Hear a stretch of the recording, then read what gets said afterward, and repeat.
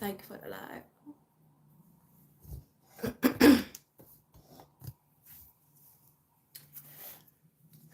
So we'll start where we. No, I've got this the wrong way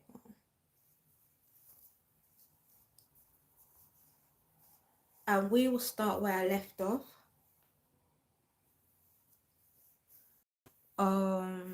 From Kings 11 to 13, but I'll just wait for some people to come in and then we'll start. Then I will start the reading. I'll do a recap after of what we read on Tuesday, and then I'll just get into reading. So we're in First Kings.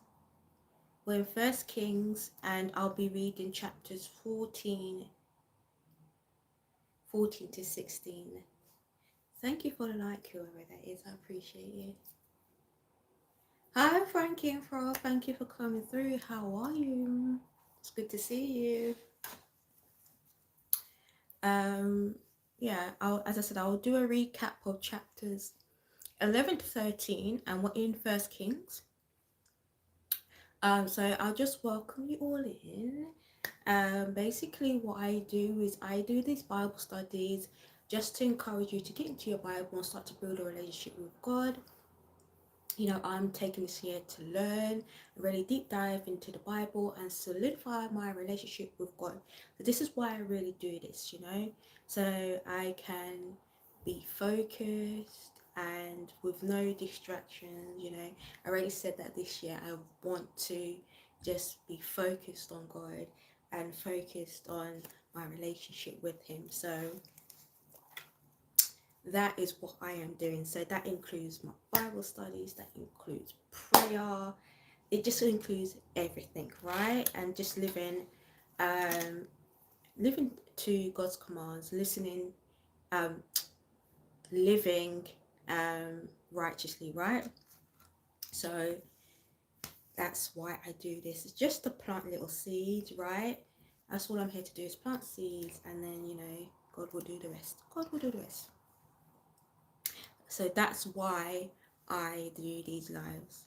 I'm gonna read a recap of what we read last time, which was chapters 11 to 13 in First Kings.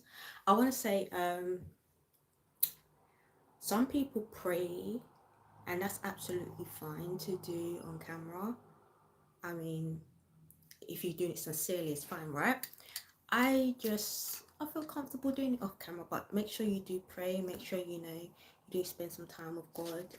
So I make sure beforehand I come on here and I'm like really ready to get into the Bible study and just get into the Word. So just make sure that you're doing that when you are Bible studying. So we read chapters 11 to 13 in First Kings. So we started to see Solomon's downfall, right? So now we start to see Solomon's downfall after he's built the temple, as God promised his father David, right? So he's built the temple, but he slowly declines because he's acquired all these wives. He's starting to worship other gods. He was not being fully devoted to God, right? And Solomon kept doing what was evil in the eyes of the Lord. So, you know, as we can see, the cycle still continues. God still gets rejected, or more evil is now done in front of God's eyes. You know, we see many say that they love God, but following the ways of this world, just like King Solomon did, right? And King Solomon may have had good intentions in the beginning, right? To be devoted to God, but he got all these distractions, right, that moved him far away from God. And what he should have been doing was listening to God's command. And God said not to intermarry, and he intermarried. And God said do not put no other gods before him, and he put other gods before him, right? So and this is the reason why God put those laws in place, so that so the Israelites wouldn't stay far away from him, right? You know, um, which shows that his flesh wasn't strong enough, right? He wasn't strong enough to say no to the wives he married, no to the money he acquired, no to the horses and chariots he had, no to all of this stuff.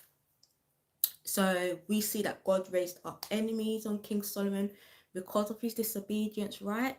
But we also see God still keeping his promise to King David and still keeping a tribe for him, right? Because he remembered how loyal King David was and how faithful he was. And then we see King Solomon dies and Rehoboam, his son, becomes king. And then now we see Rehoboam put Israel under more oppression. So we see that he does even more evil than his father, King Solomon, right? And we have to remember that the Israelites wanted a king. They wanted to be like other nations and they wanted to be like everyone else, right? So God gave them that wish to have other kings rule over them, but God did say you do have to follow the rules of the kings, right? And this is what happens when you want man to rule over you, you know. um so that was like the main things in the reading.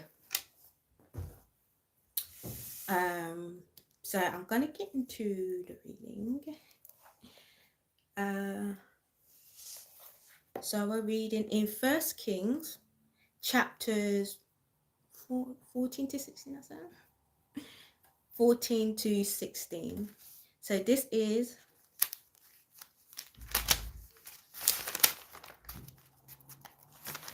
is chapter 14.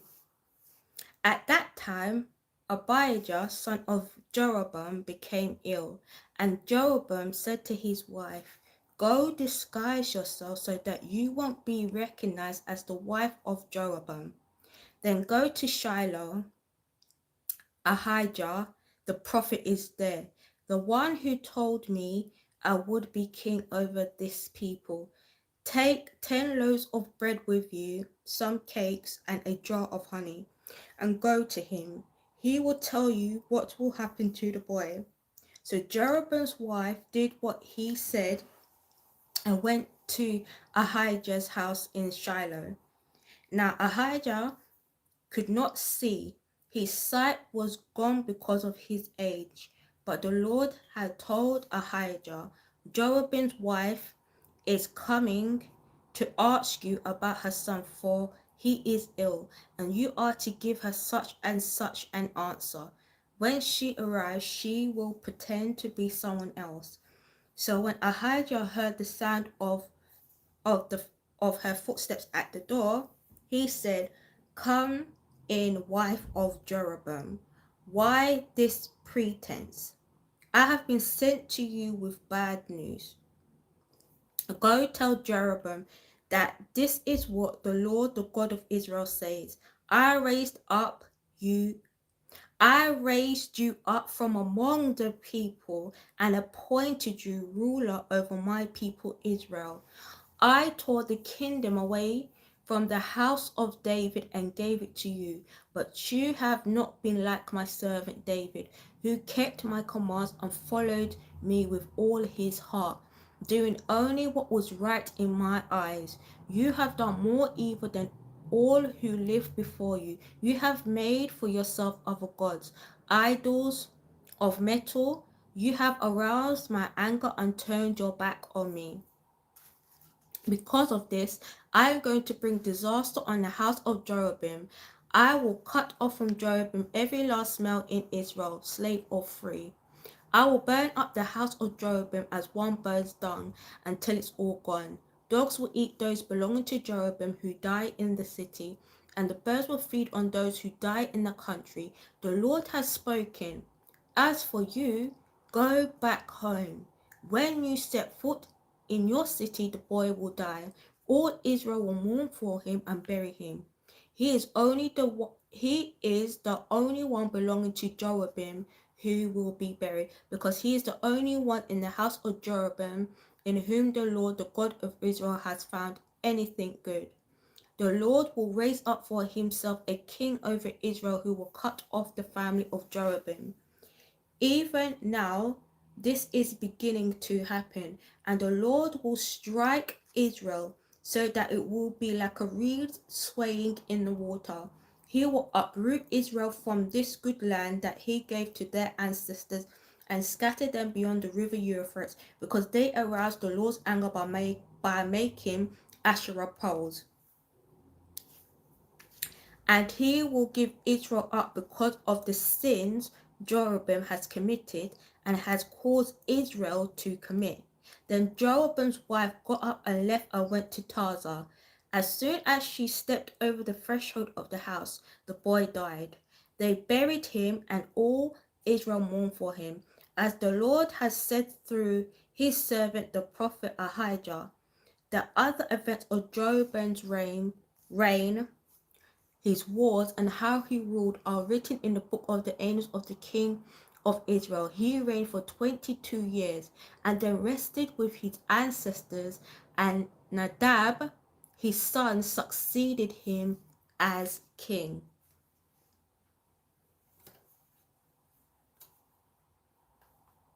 Hi, Jordan. Hi, Das. Rehoboam, son of Solomon, was king in Judah. He was 41 years old when he became king, and he reigned for 17 years in Jerusalem, the city the Lord had chosen out of all the tribes of Israel in which to put his name. His mother's name was Nahama. She was an Ammonite. Judah did evil in the eyes of the Lord. By the sins they committed, they stirred up his jealous anger more than those who were before them had done. They also set up for themselves high places, sacred stones, and Asherah poles on every high hill and under every spreading tree. There were even male shrine prostitutes in the land. The people engaged in all the detestable practices of the nations the Lord had driven out before the Israelites. In the 5th year of King Rehoboam, Shishak, king of Egypt, attacked Jerusalem. He carried off the treasures of the temple of the Lord and the treasures of the royal palace. He took everything, including all the gold shields Solomon had made. So King Rehoboam made bronze shields to replace them and assigned these to the commanders of the guard on duty at the entrance to the royal palace.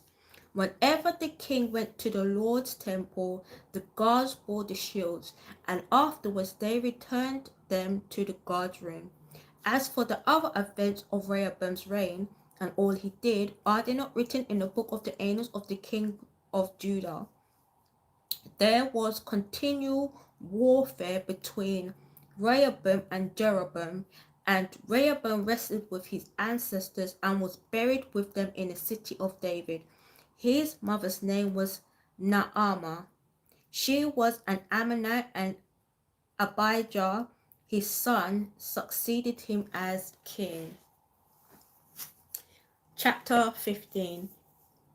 In the 18th year of the reign of Jeroboam, son of Nebat, Abijah became king of Judah, and he reigned in Jerusalem for 3 years. His mother's name was Micaiah, daughter of Ashbelom. He committed all the sins his father had done before him. His heart was not fully devoted to the Lord his God, as the heart of David, his forefather, had been. Nevertheless, for David's sake, the Lord his God gave him a lamp in Jerusalem by raising up a son to succeed him and by making Jerusalem strong. For David had done what was right in the eyes of the Lord and had not failed to keep any of the Lord's commands all the days of his life, except in the case of Uriah the Hittite. There was war between Abijah and Jeroboam throughout Abijah's lifetime. As for the other events of Abijah's reign and all he did, are they not written in the book of the annals of the kings of Judah? There was war between Abijah and Jeroboam, and Abijah rested with his ancestors and was buried in the city of David, and Asa, his son, succeeded him as king. In the 20th year of Rehoboam, king of Israel, Asa became king of Judah, and he reigned in Jerusalem for 41 years. His grandmother's name was Micaiah, daughter of Abishalom. Asa, hey Zane, thank you for coming through. Asa did what was right in the eyes of the Lord, as his father David had done. He expelled the male shrine prostitutes from the land and got rid of all the idols his ancestors had made. He even disposed his grandmother Micaiah from her position as queen mother because she had made a repulsive image for the worship of the Asherah. Asa cut it down and burned it in the Kidron Valley. Although he did not remove the high places, Asa's heart was fully committed to the Lord all his life. He brought into the temple of the Lord the silver and gold and the articles that he and his father had dedicated. There was war between Asa and Baasha, king of Israel, throughout their reign. But Asa, king of Israel, went up against Judah and fortified Ramah to prevent anyone from leaving or entering the territory of Asa, king of Judah. Asa then took all the silver and gold that was left in the treasury of the Lord's temple and of his own palace. He entrusted it to his officials and sent them to Ben-Hadad, son of Tab, Tab, Tabrimon, the son of Hizon, the king of Amram, who was ruling in Damascus. Let there be a treaty between me and you, he said, as there was between my father and your father. See, I am sending you a gift of silver and gold. Now break your treaty with Baasha, king of Israel, so that he will withdraw from me. Ben-Hadad greeted with King Ben-Hadad agreed with King Asa and sent the commanders of his forces against the towns of Israel. He conquered Ajon, Dan, Abel, Beth, Micaiah, and all Kinnereth, in addition to Naphtali. When Baasha heard this, he stopped building Ramah and withdrew to Tirzah. Then King Asa issued an order to all Judah. No one was exempt, and they carried away from Ramah the stones and timber Baasha and had been using there. With them, King Asa built up Geba in Benjamin and also Mizpah. As for all the other events of Asa's reign, all his achievements, all he did, and the cities he built, are they not written in the book of the annals of the king of Judah? In his old age, however, his feet became diseased. Then Asa rested with his ancestors and was buried with them in the city of his father David, and Jehoshaphat his son succeeded him as king. Nadab, son of Jeroboam, became king of Israel in the second year of Asa, king of Judah, and he reigned over Israel for 2 years. He did evil in the eyes of the Lord, following the ways of his father and committing the same sins his father had caused Israel to commit. But Asher, son of Ahijah from the tribe of Issachar, plotted against him, and he struck him down at Gibbethon, a Philistine town. While Nadab and all Israel were besieging it, Baasha killed Nadab in the 3rd year of Asa, king of Judah, and succeeded him as king. As soon as he became to reign, he killed Jeroboam's whole family. He did not leave Jeroboam anyone that breathed, but destroyed them all, according to the word of the Lord given through his servant Ahijah the Shilonite. This happened because of the sins Jeroboam had committed and had caused Israel to commit, and because he aroused the anger of the Lord, the God of Israel. As for the other offense of Nadab's reign and all he did, are they not written in the book of the annals of the king of Israel? There was war between Asa and Baasha, king of Israel, throughout their reign. In the 3rd year of Asa, king of Judah, Baasha son of Ahijah became king of all Israel in Tirzah, and he reigned for 24 years.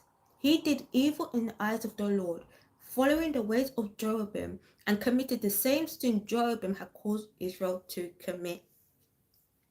Chapter 16. Then the word of the Lord came to Jehu, son of Hanai, concerning Baasha. I lift I lifted you up from the dust and appointed you ruler over my people, Israel. But you followed the ways of Jeroboam and caused my people Israel to sin and to arouse my anger by their sin. So I am about to wipe out Baasha and his house, and I will make your house like that of Jeroboam, son of Nebat. Dogs will eat those belonging to Baasha who die in the city, and birds will fall on those who die in the city. As for the other events of Baasha's reign, what he did and his achievements, are they not written in the book of the annals of the king of Israel? Baasha rested with his ancestors and was buried in Tirzah, and Elah his son succeeded him as king. Moreover, the word of the Lord came through the prophet Jehu son of Hanani to Baasha and his son and his house, because of all the evil he had done in the eyes of the Lord, arousing his anger by the things he did, becoming like the house of Jeroboam, and also because he destroyed it.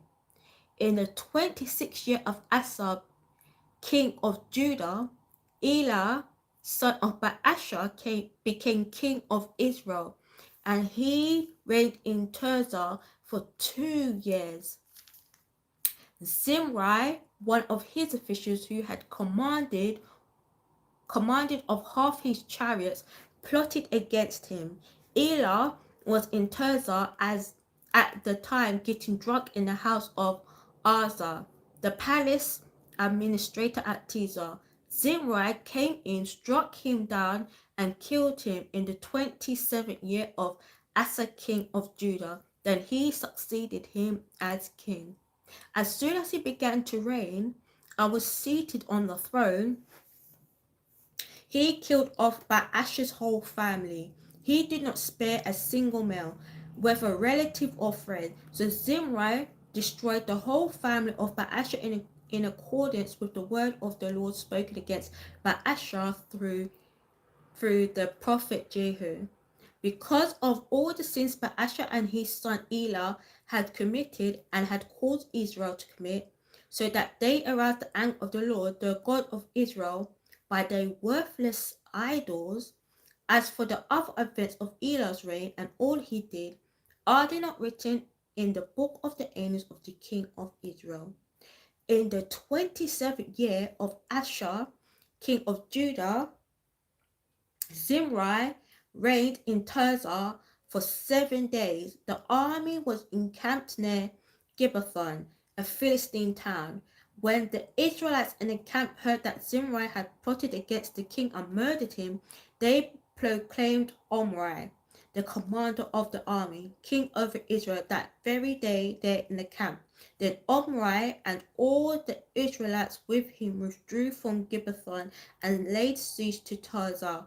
When Zimri saw that the city was taken, he went to the citadel of the royal palace and set the palace on fire around him. So he died because of the sins he had committed, doing evil in the eyes of the Lord and following the ways of Jeroboam and committing the same sin Jeroboam had caused Israel to commit. As for the other events of Zimri's reign and the rebellion he carried out, are they not written in the book of the annals of the king of Israel? Then the people of Israel was split into two fractions. Half supported Tibni, son of Ginneth, for king, and the other half supported Omri. But Omri's followers proved stronger than those of Tibni, son of Ginneth. So Tibni died and Omri became king. In the 31st year of Asa, king of Judah, Omri became king of Israel, and he reigned for 12 years, 6 of them in Tirzah. He bought the hill of Samaria from Shema for 2 talents of silver and built a city on the hill, calling it Samaria, after Shema, the name of the former owner of the hill. But Omri did evil in the eyes of the Lord and sinned more than all those before him. He followed completely the ways of Jeroboam son of Nebat, committing the same sin Jeroboam had caused Israel to commit, so that they aroused the anger of the Lord, the God of Israel, by their worthless idols. As for the other events of Omri's reign, what he did and the kings he achieved, are they not written in the book of the annals of the king of Israel? Omri rested with his ancestors and was buried in Samaria, and Ahab, his son, succeeded him as king. In the 38th year of Asa, king of Judah, Ahab, son of Omri, became king of Israel, and he reigned in Samaria over Israel for 22 years.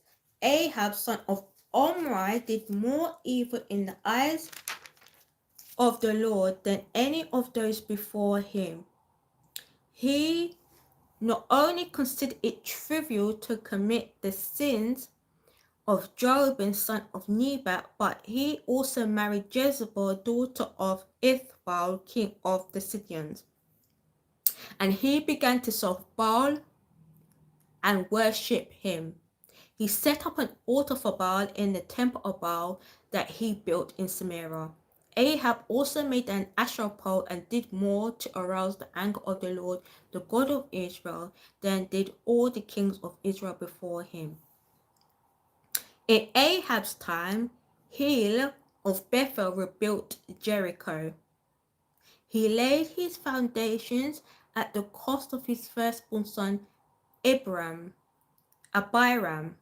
and he set up its gates at the cost of his youngest son, Segub, in accordance with the word of the Lord spoken by Joshua son of Nun. Hey Joe, thank you for coming through. So we see, right, as there were more kings coming into reign, we see that they got further and further away from God, right? And they were doing their own thing, and they got more corrupt, they got more evil.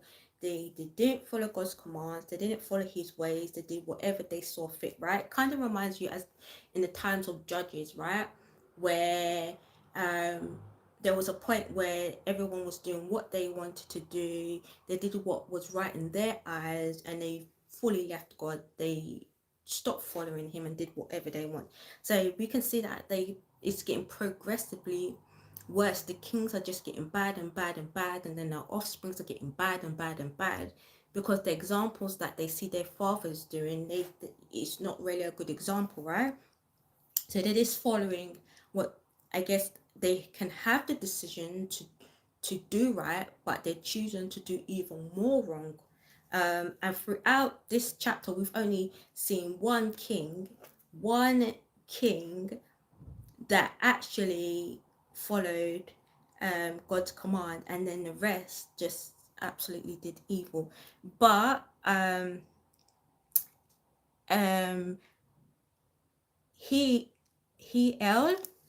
he built Jericho again. And if you remember when we was reading Joshua, the Jericho was knocked down, right? It was totally destroyed, and Joshua made it very clear it's not to be rebuilt. So I'm just going to go back to Joshua. We can read that why it shouldn't have been rebuilt. And that's how you know that they are evil because at the cost of their own son, they really was so deep in their sin. They was really so deep in it that they really wanted to build Jericho again. So let me just find it. Joshua 6:26. Joshua 6:26.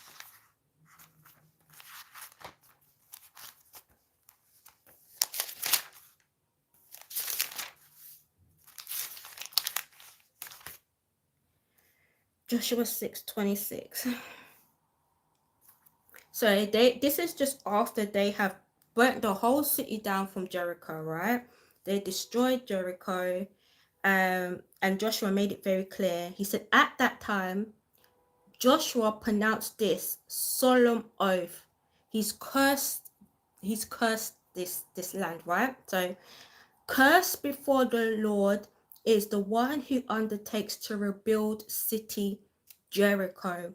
At the cost of his firstborn son, he will lay its foundations. At the cost of his youngest, he will set up its gate. So the Lord was with Joshua, and his fame spread throughout the land. So they built Jericho at the cost of their own sons, which we can tell how bad, how evil they really got, that they're really ready to sacrifice their child for their sin, right? So you know, we see that even though the leaders were appointed, these leaders were not good leaders, right? And it's just about having the choice to make the right decisions. And in this case, none of them made the right decisions, but you have a choice every day to get up and make the right decisions, right? And not follow these kings' evil ways. So I'm just gonna leave it at that. I will be back tomorrow to read the last chapters of First Kings, and then we'll be in 2 Kings. Thank you for all that came out. Thank you for those that liked. I really, really appreciate it. And we'll be back tomorrow to do some more Bible studies. Bye.